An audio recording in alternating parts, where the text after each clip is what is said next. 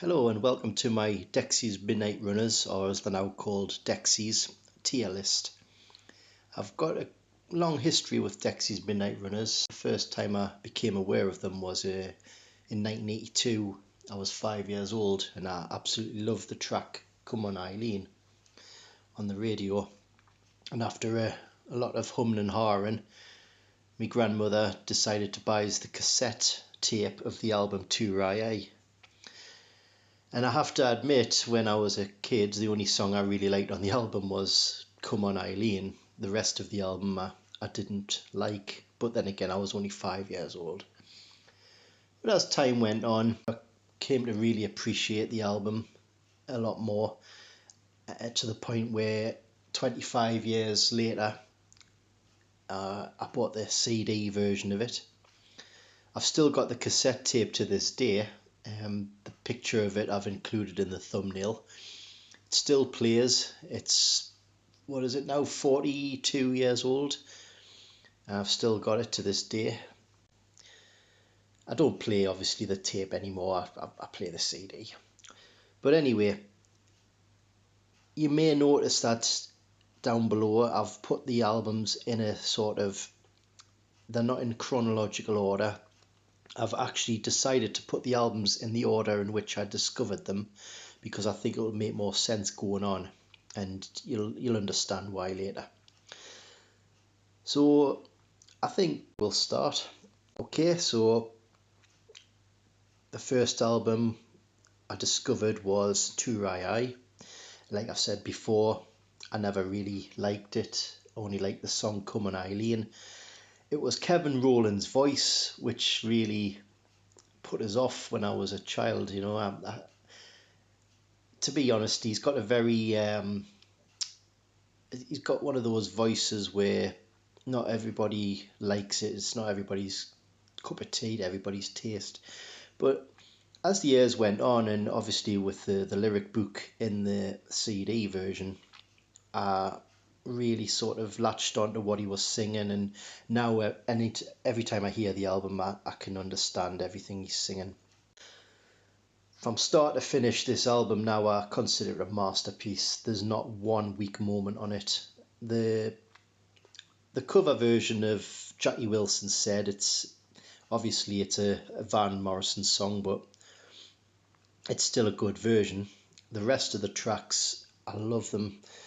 I particularly like side 2 the best, because some of the harmonised singing with session singer Carol Kenyon, really good. And I think Kevin Rowland, he's absolutely brilliant in the second half of this album. I still love the first half as well. The Celtic Soul Brothers, Let's Make This Precious. I love them tracks. Old is a brilliant track. I'll Show You, I love that one. To be honest, I love all the tracks on this album. It's pointless saying any more about it. Masterpiece from start to finish. I love it. So I'm definitely going to put To Rai in excellent. Okay, so the first album, which was released in 1980, Searching for the Young Soul Rebels, I didn't really discover this album until well after I bought the CD of To Rai. So it must have been at least 30 years after I first heard Dexys Midnight Runners I got into this album. I had bought the greatest hits in between, and there was a couple of tracks on the greatest hits which are on this album, likes of Gino and, you know, Burn It Down. But when I bought this album, I thought, oh, this is a lot different sounding album to To Rai.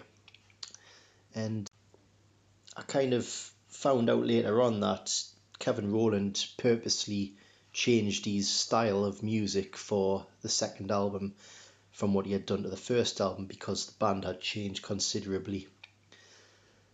So anyway, when I first heard this album, I thought, it's not quite as good as To Rai. I love Burn It Down. I love Tell Me When My Light Turns Green. The instrumental, The Teams That Meet in Calves, is brilliant. I Am Just Looking, it's It starts off a little bit where he's whispering, you know. I kind of like it because I think the track sort of builds up and builds up, and I think it does effectively because of the whispering part at the beginning. It just sort of like keeps on building. Gino's like, this album's Come On Eileen. It's the big hit, isn't it? And it's a good song. 7 Days Too Long. It's a good cover version of a Northern Soul classic. I Couldn't Help It If I Tried. I like that one. The weakest track on the album for me is Thankfully Not Living in Yorkshire. It Doesn't Apply.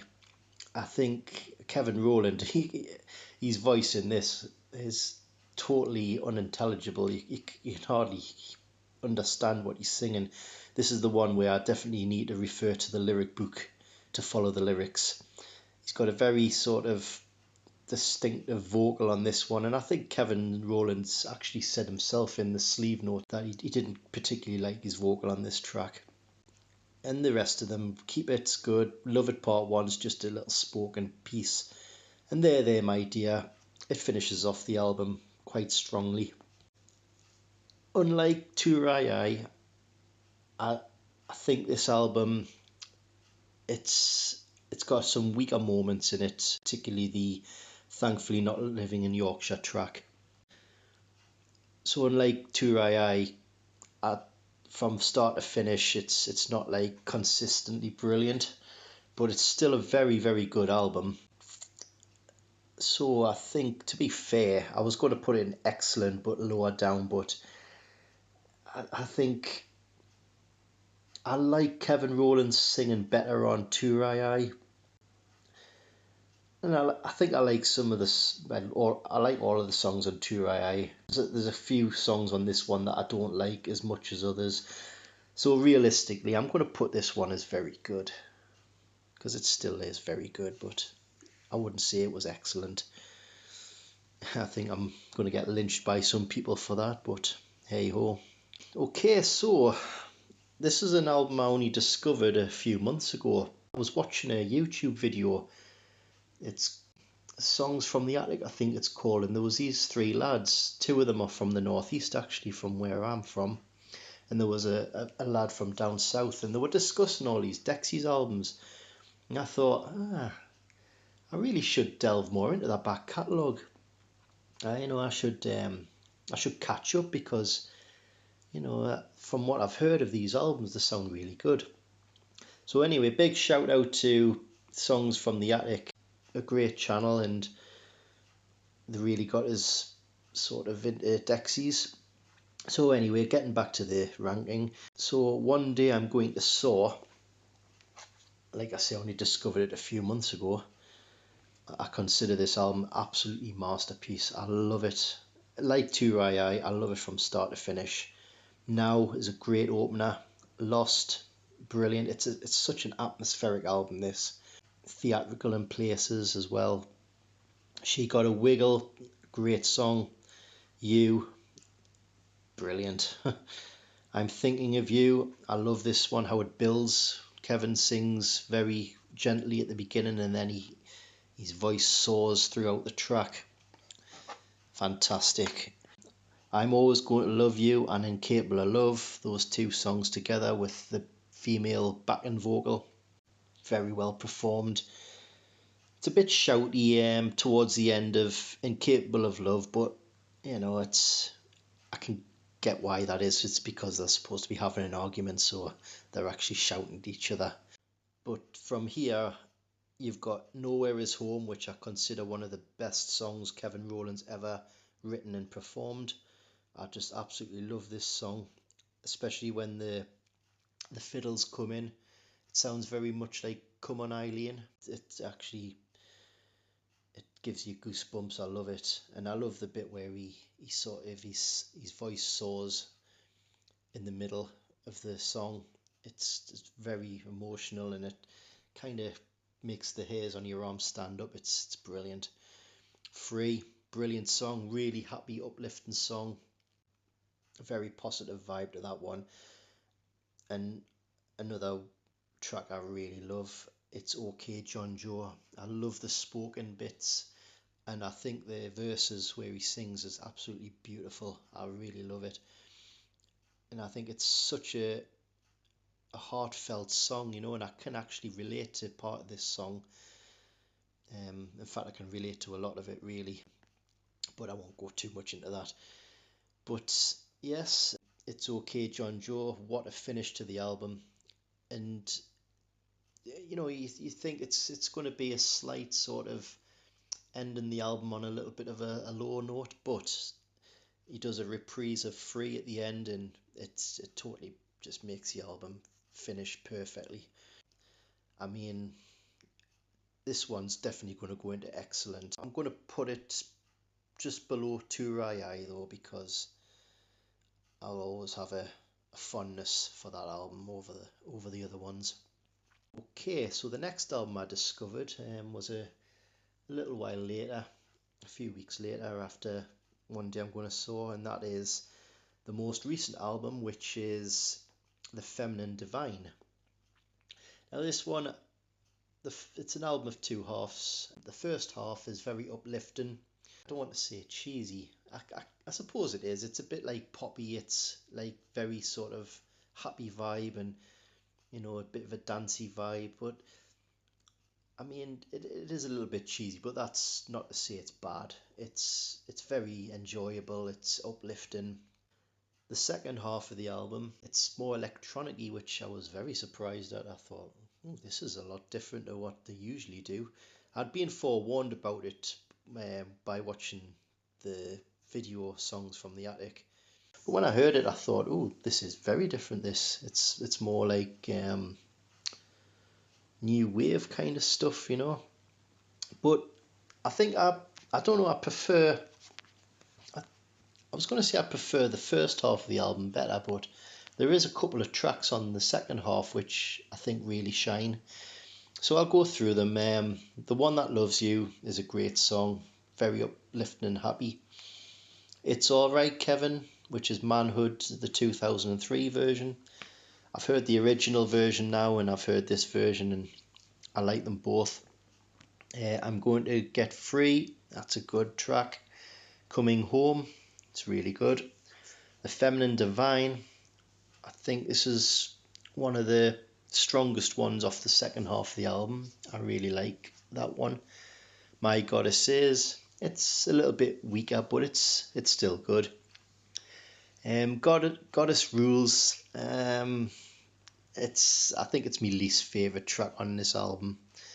You know, I don't really like it as much as the others. I mean, I don't hate it, but I think it's a weak moment on this CD, this album. My Submission. Now, some people have said that this is like one of the beautifulest songs Kevin Rowland's written and sung. I don't know. I'm on the fence with it really. I like it a bit, but some other times I'm thinking, it's not quite as good. It's certainly, for me, certainly not as good as It's Okay John Joe. I think It's Okay John Joe blows this one out of the water. I've seen the music video of this as well, and it's like, what you doing, man? It's like it's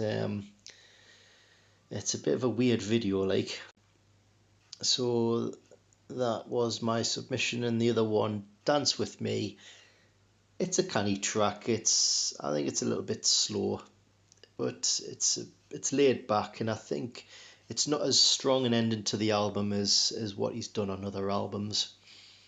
So I mean, this one, The Feminine Divine, I know it's the most recent album. I'm gonna probably put this one as good. I wouldn't say it's top end good, but I wouldn't say it's very good or excellent. It's a decent album. I don't know. I think it's a bit too different from what I was used to as well. It might grow on us later on, but for now I'm going to put it as good. I think that's fair. Okay, so Don't Stand Me Down. I had heard a few tracks of this one because I've got the box set of Nowhere Is Home, and the excellent gig from the Duke of York Theatre featured a lot of songs from this album. So I've decided I decided to go for the director's cut because I heard it's better than the original version. I think the director's cut's got one extra song on the beginning, Kevin Rowland's 13th time. And I think I've heard that the album's been slightly remixed to make it sound a bit better. I haven't heard the original version yet, but so I'm going to go by the director's cut version. So Kevin Rowland's 13th time, that's a great album opener. I like that song. The Occasional Flicker, it's a little bit weaker, but you know, this was the original album opener. It's a bit weaker. This Is What She's Like, absolutely stellar track.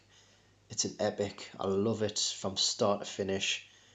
In fact, I think this is one of Dexy's, particularly the original band, I think, well, the Touraye band in this album's band. I think it's one of the finest moments. My National Pride, a very personal song for Kevin Rowland, and it's a very good song. I really like this one as well. One of These Things, it's one of the weaker ones on the album for me. I like it, but it's a weaker track. I find it humorous that he's actually ripped off the melody from Werewolves of London, and he's even admitted himself in the sleeve notes that he did that, and he had to credit the original writers of that track. So it's a bit of an odd thing to do, but then again, I suppose it's one of the earlier forms of sampling other people's work and putting it into your own songs. Reminisce Part 2, it's a nice track. It's not particularly long.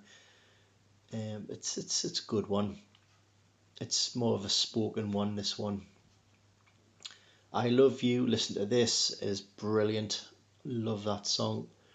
The Waltz, really good album closer. Yeah, this is a very good album. I don't think it's as good as Touraye or One Day I'm Going to Soar. I'm going to put it in very good, but I think I'm going to put it slightly below Searching for the Young Soul Rebels, because I think the first album is a lot more beat than the Don't Stand Me Down album. Okay, so the next CD I discovered by Dexys was the covers album. Let the Record Show. Dexys do Irish and country soul. The covers on it are very well done. I particularly like Women of Ireland. I'm familiar with that track because I'm a huge Mike Oldfield fan, and he covered that song on his album The Voyager. To Love Somebody is a good one. Smoke Gets in Your Eyes, it's a good one. Corrick of Kildare, good. I'll Take You Home Again, Kathleen, good. You Wear It Well, it's good, but I think I prefer the Rod Stewart version. 40 Shades of Green, that's a good one. How Do I Live, it's a decent cover. Grazing in the Grass, it's a bit out of place on this album, I think, this one, because it's like upbeat. It's like something you would do on the first half of the next album, The Feminine Divine. The Town I Loved So Well, excellent song. Both Sides Now, brilliant cover. Carrickfergus, really good cover. I think it's a little bit long. I've heard the Brian Ferry version, and it's about 3 minutes shorter than this version. But at the end of the day, though, it's a covers album. There's not one original song on here, and it's a decent covers album. So I think I'm going to put it as average, just for the fact that it's a covers album. Okay, so I've included Kevin Rowland's solo albums. I know they're not technically Dexys albums, but to be fair, I mean, Dexys have changed their lineup that many times over the years. You could argue that all the Dexys albums are just vehicles for Kevin Rowland's songwriting. I know the two solo albums haven't got Jim Patterson, Big Jim, playing the trombone or whatever on it. So that's the one factor that sort of links all the other albums. But you could argue that all the Dexys Midnight Runners and the Dexys albums they're all sort of just like Kevin Rowland but with different lineups, you know. Which, to be honest, that's exactly what it is. So I've included the 2 solo albums, and again I've put them in the order in which I discovered them. So the first album is The Wanderer, which was released just after Don't Stand Me Down. It was released 3 years after that one. It was in 1988. It's a very different album from what I was used to, particularly the first 3 Dexys albums. This one's a little bit more 80s pop, and it's a good album. When I first heard it, I was a bit sort of like a bit unsure, but I've heard it a couple of times now, and it's grown on us, and I really like it. It's a decent album. Unfortunately, though, I think it bombed, and it forced Kevin Rowland to give up music for a while, and sort of started him on a road of depression, which I think's unfortunate. You know, it's sad, but it's a good album. It's a decent album. You know, I'm definitely not going to put it like in the top 2 tiers, but for what it is, it's an enjoyable listen. I'm going to put it in average, but I'm thinking, shall I swap it around with Let the Record Show? Because after all, the majority of the Wanderer album is original compositions by Kevin Rowland. I think there's only one cover on it, whereas the other one, it's all covers. Yeah, I think I'll swap it around. I mean, okay, so the most recent album, which I've discovered, and I've only really played this one like the last few days. I've played it twice now. It's another covers album, but I think it's stronger. I actually think it's stronger than Let the Record Show. And it was his 1999 solo album, My Beauty. I just think this one's, overall it sounds better, and it's more personal for Kevin Rowland. It's an album he recorded after a long time of drug addiction and, you know, being depressed, and he kind of found his way again, and he released this album, and it's sort of